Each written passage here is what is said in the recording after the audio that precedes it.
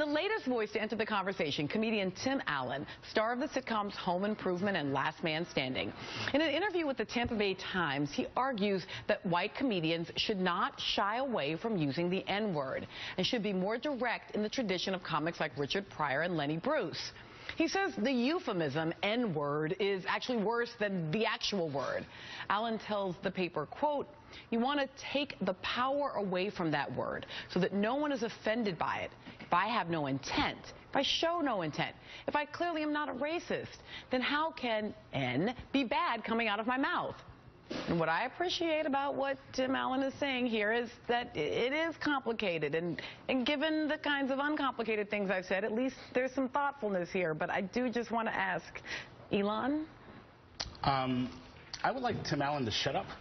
Here's why. First of all, I'm getting a little bit tired of white dudes telling me, one, what I can say or what they can say, and then two, about my neighborhood and my community. I'm getting a little tired of it across the board because they're talking directly about people like me, like who are from the hood, who grew up single parents and stuff like that. And then about the language thing, being a performer for years, I've heard people make this argument, oh, I can say whatever I want. Anything can be funny. I do not deny that. Anything. I'm not someone who tells people they can't tell jokes. But 99% of people aren't funny. And then on top of it, even the people who think they're funny, half the time, their material sucks. And so you're sitting here, you want to make an argument that we should just say the word. We're going to say the word, and we're going to take the power away from it so no one can be offended. Guess what? I'm offended, and you can't make it. Listen. You can hear how I'm saying it. Guess what? You're just another pinpoint in the larger issue overall in America. You are now adding the thing like, listen, man, I'm just trying to take the power away from it. Shut up. You don't have the right to take the power away from it. The other thing is, if Tim Allen wants to carve out a space for himself in which he can use language however he wants, go for it and try it out and see if that works and see how it's received, right? If he thinks he's capable of doing that. But it reminds me, his commentary, this notion that you know what's in my heart. You know what I really believe. This idea that it's not entirely unlike Rand Paul's commentary. You know, I don't have a racist bone in my body, this sort of thing. So if you know what's really in my heart, then I can say whatever I want, which really undermines the idea that language shows us what's in your heart, right? That language is a way of revealing your heart in a sense. Well, and you don't necessarily have the power to take, I mean, the notion of taking power away linguistically, right? I try to be an ally in certain movements, and I mess up, right? I've had folks in LGBT communities, I've had, Jewish friends come to me and say, that not so much. I know that we know you're our ally, we know you're down with us, but demonstrate that you are down with us by not saying these things anymore.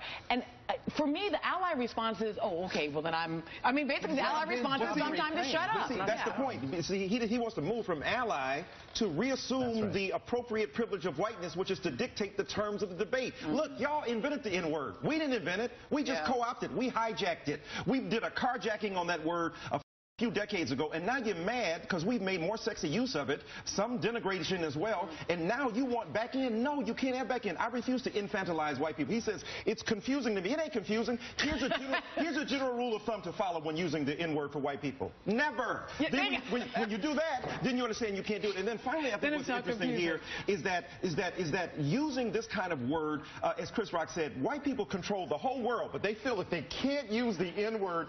Somehow their power has been removed. No, grow up, allow us to determine what is in and out, and as a result of that, be our ally and challenge white people not to use it at home. You're already using it, you just want to use it in public. Yeah, Melissa, you know what? I don't buy his explanation. First of all, it's a deep psychological, sociological analysis that he put out there. Come on, he should know better. He should know better, and I think I agree with what everyone has said here. This is something that's, first of all, very offensive to the African-American community. You couple that now with what's taking place in terms of racial profiling, in terms of all of the income inequality, poverty rates, food stamp cuts, Medicaid, the structural, structural issues. This is very dangerous and volatile, and you just don't do that. Women use the B word around me all the time, but I don't use the B word. But right, you don't get to use it. I'm such a softie because I really I read it and I was like, well, at least he's trying. Maybe we could book him. Okay, they all just say be quiet. Yeah, he's also basically like a smaller version of America as itself. Like if my heart says this, then I can't be racist. Right, that is nonsense. Well, that was the actual thing on which the entire Zimmerman verdict. You don't have a racist. Michael Eric Dyson, Congresswoman Barbara Lee, Jonathan Rose.